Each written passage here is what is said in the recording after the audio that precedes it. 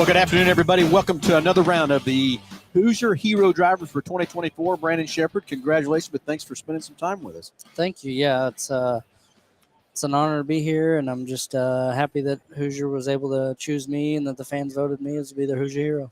I don't know why they wouldn't. Let's put it that way. Love watching you on TV and stuff like that. And, you're I don't know how to describe your late model driving, which you do, but you got to just be out of control all the time, aren't you? Every once in a while, Try not to be, right? Most of the time, I try to make it look the best I can, but some places, especially coming up here, we're going to the Dome in St. Louis there, and that place is just so small that sometimes that's the way you got to drive. You got to drive out of control and make it look the best you can, I guess. So you're not going to have some big motor in there either for the Dome, do you? Or well, we don't really have any small motors, so I can tell you one thing: it's way too much for the size of the track for sure. But we make the most out of it. So anyway, Brandon Shepard drives a late model, and you've been running the World Outlaw Series. What all are you going to run for 24? We're going to run a series. We haven't really committed to Lucas or World of Outlaws yet, but okay. We're going to run one of the series, and we're going to hit and miss and do a little bit of testing and just run the races that make the most sense for us and where we think we can make some money at, and and then of course run one of the series and just hopefully we can have a solid year like we did again this year and learn a lot and just do a good job for Longhorn and all of our sponsors. So how was 2023? It's not as good as where I wanted to be for sure. We didn't have as many wins as I'd like to. But at the end of the day, I think we had 6 wins that were 20,000 or up. Good. So I think we had good quality wins. We just need to improve the amount of wins in the win column. So talk about your car a little bit. It's a dirt late model, weighs 2,300 pounds. Oh, it's 2,300. 24. Yeah. Oh, so I thought he was up higher in the weight on that deal. Motor's around 900. Yep, about 900 horse. Somewhere down. I can't disclose everything you want to disclose about that too. But tell us the thrill of that car when you're running down that straightaway and that corner's coming up and you're ready to set that car and the G-force and everything else too. Yeah, it's definitely a very humbling sport, and it's something that, they're difficult cars to drive. Some will say some cars are harder to drive than others and whatnot, but some other disciplines of racing anyway. But overall, I'm so used to them now that I can tell the difference between one or the other. But at the end of the day, they all drive really good. And, for me, it's just the amount of work and passion that we put into the sport to have the satisfaction of being able to sit behind a really good race car and feel what it's like and just be the guy that gets to hold onto the wheel is it's really awesome for me. So you got a favorite track? Man, I got a lot of favorite tracks. It's hard to name one, but obviously Fairbury and Farmer City are high up on my list. Those places you can't argue with how Fairbury races or how Farmer City races. Back in Illinois, also tracks that I kind of grew up racing on, so that helps too. And then, but I think outside of Illinois, Cedar Lake Speedway up in Wisconsin, New Richmond, Wisconsin, that place is, man, it's awesome. That's and it puts on a good show, and the fan base there is pretty awesome too. So let's talk about reading the dirt. Do you really, for our people that are watching and listening, you really got to read the dirt, don't you? Or are you actually track before you go, and then are you just running on a field for knowing where to go, high, low, middle, or whatever? I mean, you do to a certain extent when you get out there, but, throughout the night, the track changes so much. And, I mean, we go to places that slow down 4 or 5 seconds throughout the night. Yep. And then we go to tracks that only slow down at night. So just being able to walk track and knowing, when the line changes or when the slick moves up or down or, just paying attention to how slick the track's getting and how slow it's getting is a big deal in our sport for sure. And, it helps to have good people and good crew behind you so that, you don't have to worry about the car or you don't have to worry about the track. Everybody can kind of help each other in all the aspects of it to put together a full night. And that's the hardest part is putting together a full night. You guy can qualify fast time every night, but if he don't run good in the top heat. 3 in the feature or good in the heat and don't put himself in position for the feature, then he's hard holding it out of it. Yeah, exactly. So how many crew run with you? How many guys you have working on the car at the track? I know there's probably a lot of people in the shop, but what about at the track? Yeah, this year we'll have 3 guys with us at all times, not including me. So 4 of you running through the through their parts. So everybody's got their certain job probably too, right? Yeah, for sure. At the end of the day, we all help each other, but yeah, we have a certain job For each for guy. each one. But at the end of the day, whatever needs done, they all pitch in and do. But yeah, so Yeah. So let's talk tires. Of course, we're here for Hoosier and everything else too. Uh, t- New tires, whatever. How we look? What are you thinking of the tires? Where we at? I think we're in a good position right now. Honestly, last year they announced a new tire rule that was a national late model tire across all the tracks throughout the country, and a lot of people didn't agree.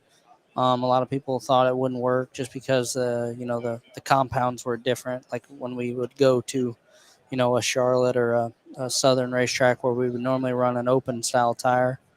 Now we run these national late model tires, and the patterns are different, and the construction of the tire is different. So it's definitely thrown us for a curve a little bit as far as setups go. But I think overall, having the 3 or 4 compounds that we have, and being able to kind of minimize what we have in our trailer, and have a better idea for, if a guy lives in Texas and he wants to go race up in Wisconsin, he's probably got the right tires. That's the thing. Somewhere. So Being involved with Hoosier, the time we've been and stuff, was always blowing away how many options you had before this. There was just every time this one, WR1, W2, 12, there's sizes all over the place. So I kind of get the idea of kind of consoling, but you're right. It does make it easy for guys in Texas wants to go run up north or up south, or run north or whatever. He can get in his trailer and go. Exactly. Yep. So that's where I think it's helped. And for me, it really doesn't matter. I mean, we're going to put what tires we need to on the car anyway. And I think a lot of the national touring guys will say the same thing. But I think for the local racer, like we talked about Fairbury a little bit ago, Fairbury is one of them places that's getting to me to where it's one of the most well-known racetracks, dirt late model racetracks in the country. And there might be a guy that is from South Carolina that wants to go try his luck, and he's been on that tire, so now he can feel a little bit better about going up there and racing a few races, just because he's raced that tire before, to where in the past a guy from Fairbury could go to South Carolina and race on a tire that he's never raced on in his life, or vice versa. Yep. So I think as a whole they're going in the right direction, not only for that, but just kind of. Well, I think a lot of people just the change. It's hard to change and everything. You get set in your groove and everything. Yeah, it's hard to change, and our sport's evolving so much every year that I think that was just one of them things where a lot of other things were changed at the same time, like they always do, and then they thrown that on top of us too, and everybody panicked for a little bit. But I think at the end of the day, we're in a better position now than when we were. Very true. So we don't have anything locked in for 24. From that part yet, but probably have some announcement here shortly, whatever too. But long-term plans, just going to keep running late models. Got any other plans to run anything else or stuff like that, or race cars or anything? Yeah, I don't know. You never know. I actually I got an offer from a guy to drive a World of Outlaw sprint car at Jacksonville, my home track, coming up. I think the race is May 1st, so you never know on that. I've been offered that opportunity a few times, never have took anything of it just because we're so busy with our schedule. But that's something that I'd like to do at some point. I ran some sprint car stuff back in 2010 or 11, I think it was, and some midget stuff. The sprint car deal is it's always been intriguing to me, and them guys are a lot of fun to race with, and so maybe do that. But for the most part, long term, I think the late models where my home is, and that's where my heart is. So that's where I'm going to stay. That sounds good. Anyway, Nick, what's next on our list of questions for Brandon? So for 2024, you're going to be the house driver for Longhorn Chassis. Yep. You've been in a Longhorn for the past couple of years since you started driving your own stuff again. Yep. But what does being the Longhorn house driver now what kind of resources and what kind of advantages does that help you and your team with for going into the future? It's going to be awesome for me. I've been in the position for a long time where I, help out the customers and just be, a good ambassador for the brand. And now to be that for Longhorn Chassis instead of Rocket Chassis where I was before, it's really cool for me to know that somebody can, put that kind of faith in me and I've always been one that's, not afraid to help somebody and, to put the information out there so that, I like to, from a chassis manufacturer standpoint, you got to have your customers have that faith in you that you'll lead them in the right direction anyway, right? So for Steve Arpin and John and Paul Leach to put that faith in me, to be that person for them, it means the world to me. And it's one of my great opportunities that I've had in my career that I don't know why they keep coming, but they keep coming. And I'm very fortunate. Well, I and very think there's a thankful for it. reason. Yeah. Just a little bit of a reason. There's a reason. Yeah. But, Exactly. but yeah, man, that's awesome. We're happy for you. We're stoked that you are a Hoosier hero for 2024. Appreciate that.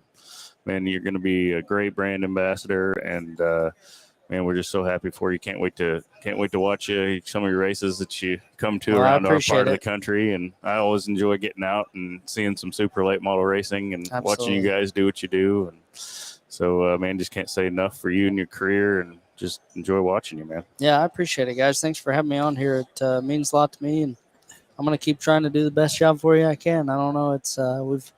I think we've got ourselves in about the best position I've been in a long time right now, and we got a lot of good people in our corner with, Steve Arpin and Kevin Rumley and all of our great sponsors that we have behind us, and Matt Langston and all the guys at Bilstein, and just everybody involved with the team this year. I've got one of my old buddies back, my crew chief, Randall Edwards, that I worked with in 2016 when I drove for Best Performance.